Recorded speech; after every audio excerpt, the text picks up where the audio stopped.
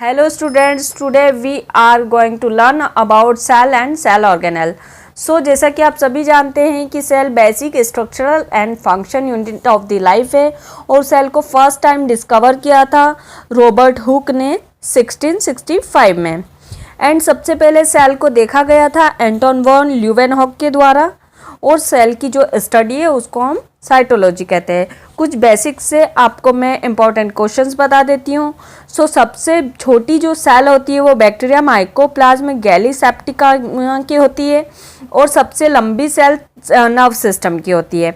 सबसे बड़ी cell ostrich egg की होती है और सेल टू टाइप्स की होती है, prokaryotic cell and eukaryotic cell. So इसके बाद में हम बात करते हैं सेल ऑर्गेनेल के बारे में। तो सेल ऑर्गेनेल में main part of this cell जो है उसकी बात कर लेते हैं। सो सेल ऑर्गेनेल में हम क्या देखते हैं, सेल स्ट्रक्चर ऑफ सेल क्या क्या है। तो स्ट्रक्चर ऑफ द सेल है cell membrane, cytoplasm, Golgi apparatus, lysosome, mitochondria, ribosome and nucleus. So आज हम इनकी डिटेल स्टडी करेंगे। तो सबसे पहले हम सेल मेम्ब्रेन की बात करते हैं। सो सेल मेम्ब्रेन में हम देखते हैं कि सेल में जो है सेल के जितने भी एलिमेंट्स हैं सभी प्रेजेंट होते हैं और ये सारे एलिमेंट जो है एक मेम्ब्रेन के द्वारा घिरे हुए होते हैं और इस मेम्ब्रेन को हम सेमी परमेबल मेम्ब्रेन बोलते हैं। सो इसी मेम्ब्रेन को हम सेल मेम्ब्रेन बोलते हैं और जो सेल मेम्ब्रेन होती है वो लिपिड की बनी होती है जिसको फास्फोग्लिसराइड लिपिड एंड फास्फोग्लिसराइड के एलिमेंट्स की बनी हुई होती है और ये जो है एक केमिकल कंपाउंड होता है जो कि स्पष्ट रूप से सेल ऑर्गेनेल में प्रोटीन व कार्बोहाइड्रेट्स के रूप में पाया जाता है। सो आपको कुछ मैं इसमें डिटेल देना चाहूँगी कि जो सेल मेम्ब्रेन है उसको 1972 में सिंगर एवं निकोलसन द्वारा डिस्कवर किया गया था और इसको ये लिपिड बायलेयर की बनी हुई होती है, लिपिड एंड प्रोटीन की। सो इसके बाद में हम बात कर लेते हैं और इसमें प्रोटीन जो है 55%, लिपिड 40% एंड कार्बोहाइड्रेट्स 5% होता है। मतलब जो सेल मेम्ब्रेन में mainly consist of the 3 compound. Okay, so next हम बात करते हैं एंडोप्लाज्मिक रेटिकुलम की। सो एंडोप्लाज्मिक रेटिकुलम में हम देखते हैं कि यूकैरियोटिक जो सेल्स होती हैं उनमें साइटोप्लाज्म में चपटे टाइप के थैली जैसे आकार के जो है बहुत सारी हमें एंडोप्लाज्मिक रेटिकुलम दिखाई देती है जो कि जालिका जैसी बिखरी हुई होती है। और ये कैसी होती है, इनमें प्राय जो राइबोसोमा होता है उसमें ये एंडोप्लाज्मिक रेटिकुलम बाहर की तरफ और अंदर की तरफ दिखाई देती है और ये 2 टाइप्स की होती है। एक तो ये जो चिकनी होती है और दूसरी ये स्मूथ जो है रफ होती है। मतलब एक खुरदुरे टाइप की होती है और एक चिकने टाइप की होती है। सो हम पहले रफ एंडोप्लाज्मिक रेटिकुलम की बात कर लेते हैं। तो यहाँ पर हम देखते हैं कि ये 2 टाइप्स की होती है। तो यहाँ पर क्या देखने को मिलता है कि जो एंडोप्लाज्मिक रेटिकुलम में राइबोसोम वाला पार्ट होता है वो रफ एंडोप्लाज्मिक रेटिकुलम होती है जो राइबोसोम मॉलिक्यूल्स के थ्रू अटैच्ड होती है और यह हेल्प करती है सिंथेसिस ऑफ प्रोटीन में। और इसके बाद में जो स्मूथ एंडोप्लाज्मिक रेटिकुलम होती है वो क्या करती है, सेल्स में प्रोटीन सिंथेसिस और उसके एक्टिव पार्ट्स में पार्ट लेती है। और ये चिकनी जो एंडोप्लाज्मिक रेटिकुलम होती है लिपिड संश्लेषण के मुख्य स्थल जो होते हैं वहाँ पाई जाती है, जो कि लिपिड के जो हार्मोन्स होते हैं उनको एंडोप्लाज्मिक रेटिकुलम में रहने देती है। ओके, सो एंडोप्लाज्मिक रेटिकुलम का मेन फंक्शन क्या है, ये सभी प्रकार के फैट्स और प्रोटीन्स को ट्रांसफॉर्मेशन करने का काम करता है। और यहाँ पर सेल मेम्ब्रेन, न्यूक्लियस मेम्ब्रेन इन चीज़ों का निर्माण होता है, मीन्स फॉर्मेशन होता है। ओके, सो इसमें हम क्या देखते हैं कि जो साइटोप्लाज्म होता है वो जो न्यूक्लियस के जितने भी पार्ट्स होते हैं उनमें एलिमेंट्स का ट्रांसफॉर्मेशन करने का काम करता है।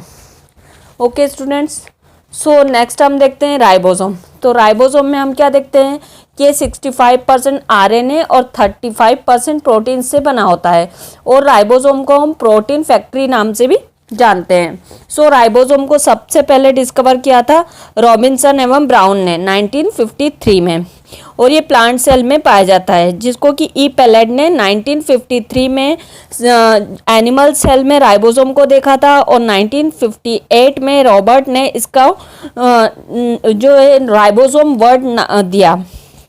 ओके। सो राइबोन्यूक्लिक एसिड जो है इसमें बेसिकली हमको एसिड और प्रोटीन की बनी हुई होती है, और ये प्रोटीन सिंथेसिस के लिए काम दे आती है।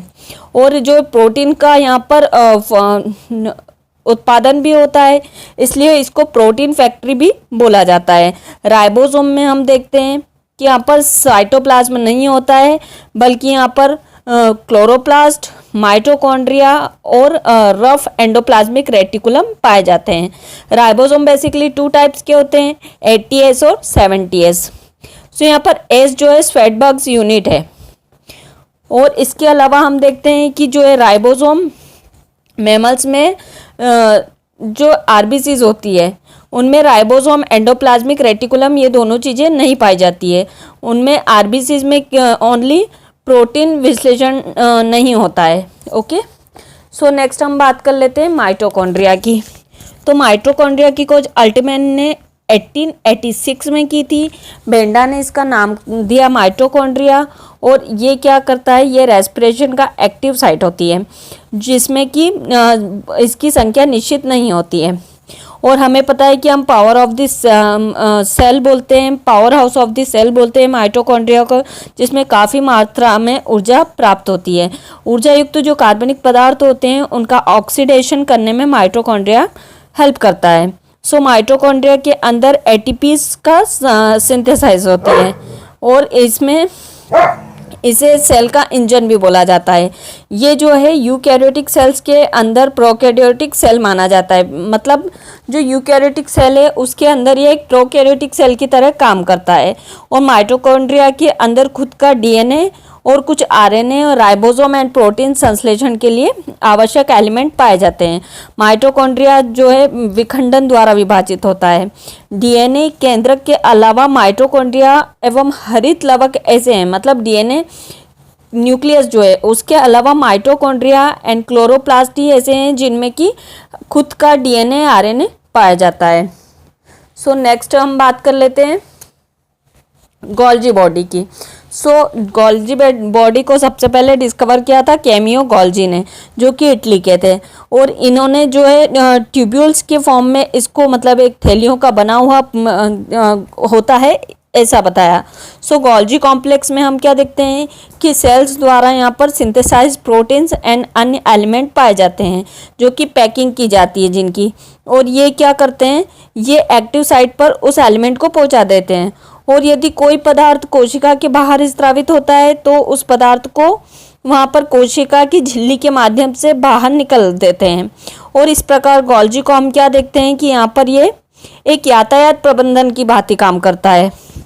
गोल्जी कॉम्प्लेक्स में हम देखते हैं कि इसमें नॉर्मली शुगर एंड कार्बोहाइड्रेट्स को सिंथेसाइज होते हैं, और राइबोसोम में इनका फॉर्मेशन होता है, जो कि प्रोटीन से मिलकर ग्लाइकोप्रोटीन बनाता है।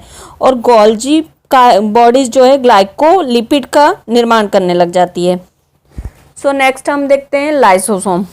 तो लाइसोसोम की खोज की थी डी डुएन नामक साइंटिस्ट ने, और इन्होंने बताया कि ये बहुत ज़्यादा माइक्रो होते हैं, सर्कल होते हैं, और एक सिंगल मेम्ब्रेन से घिरे हुए थैली जैसी संरचना बनाते हैं। और ये गोल्जी बॉडीज़ में भी पाए जाते हैं। लाइसोसोम में इसी प्रकार की जो है एंजाइम्स पाए जाते हैं, जो हाइड्रोलाइजेस, लाइपेजेस, प्रोटोसेस और कार्बोहाइड्रेजेस एंजाइम्स इसमें मिलते हैं, और ये एसिडिक रिएक्शन देते हैं।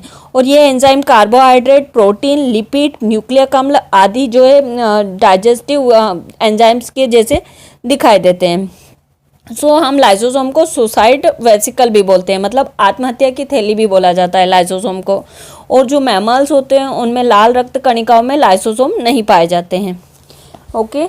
नेक्स्ट हम बात करते हैं न्यूक्लियस की। रॉबर्ट ब्राउन ने न्यूक्लियस की खोज की थी, और उन्होंने न्यूक्लियस को एक मेन ऑर्गेनेल, सेल ऑर्गेनेल बताया है। और उन्होंने इससे बताया कि ये कैसा होता है, एकदम धागेनुमा संरचना होती है, मतलब लार्जेस्ट सेल ऑर्गेनेल है, जो कि कंट्रोलर ऑफ दिस सेल बोला जाता है। और ये न्यूक्लियर मेम्ब्रेन के द्वारा घिरा होता है, जिसे फर्स्ट टाइम डिस्कवर किया था रॉबर्ट ब्राउन ने। इसके फंक्शन क्या है, ये कंट्रोल करता है सेलुलर एक्टिविटीज़ को, स्टोर करता है जेनेटिक मटेरियल को, it helps in protein synthesis, it helps in cell division and it helps in synthesis of RNA. So आपको मैं इसकी डिटेल में थोड़ा सा बता देती हूँ कि जो है हमारा न्यूक्लियस है, ये क्रोमेटिन भी बोला जाता है क्योंकि ये धागेनुमा संरचना के जैसा दिखाई देता है, और ये हिस्टोन प्रोटीन डीएनए का बना हुआ होता है। ये सेल डिवीज़न के समय क्रोमेटिन सिकुड़कर बहुत सारे छोटे मोटे धागे के रूप में संगठित हो जाता है, जिनको हम क्रोमोसोम बोलते हैं, और ये क्या करता है, सभी जीवधारियों के अंदर पाया जाता है, ठीक है। और इनके न्यूक्लियस में ये क्रोमोसोम की संख्या निश्चित करता है।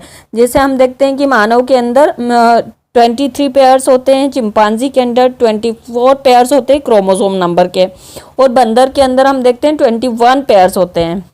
सो प्रत्येक क्रोमोसोम में जेली के समान एक गाढ़ा मैट्रिक्स पाया जाता है। मैट्रिक्स में परस्पर लिपटे हुए जो महीन कुंडलित धागे होते हैं, जिनको क्रोमोनिमेटा बोला जाता है। और ये क्रोमोनिमेटा क्या करते हैं, ये मियोसिस करके क्रोमेटिड्स बनाते हैं। इस प्रकार जो क्रोमोसोम होते हैं क्रोमेटिड्स का बना हुआ होता है। दोनों क्रोमेटिड्स एक निश्चित स्थान पर एक दूसरे के साथ जुड़े होते हैं, जिनको हम सेंट्रोमियर बोलते हैं। और ये क्रोमोसोम बहुत से जीन स्थित होते हैं जिनके ऊपर, जो कि एक जनरेशन से दूसरी जनरेशन में कैरेक्टर्स को पहुंचाते हैं, ठीक है, जिनको हम पेरेंट जीन बोलते हैं ना, वही चीज़ है ये। सो हमारे अंदर भी जो है जेनेटिक कैरेक्टर्स के लिए उत्तरदायी कौन होता है, क्रोमोसोम होता है। चूँकि ये क्रोमोसोम क्या करते हैं, जीन क्रोमोसोम पर प्रेजेंट होते हैं। सो इनके माध्यम से हम हर जनरेशन टू जनरेशन ये क्रोमोसोम नंबर्स ट्रांसफ़र होते रहते हैं, मतलब जीन ट्रांसफ़र होते रहते हैं। इसलिए हम क्रोमोसोम को क्या बोलते हैं, वंशागति का वाहक बोलते हैं। और क्रोमेटिन के अलावा न्यूक्लियस में एक सघन गोल संरचना दिखाई देती है, जिसको न्यूक्लियोलस बोलते हैं। और इसके अंदर क्या दिखाई देता है, ये राइबोसोम के लिए आरएनए राइबोन्यूक्लिक एसिड का सिंथेसाइज करता है। सो स्टूडेंट्स, आज के लिए इतना ही। नेक्स्ट मैं आपको डीएनए और आरएनए का स्ट्रक्चर एक्सप्लेन करूंगी। अगर आपको वीडियो पसंद आए तो लाइक, शेयर एंड सब्सक्राइब करें।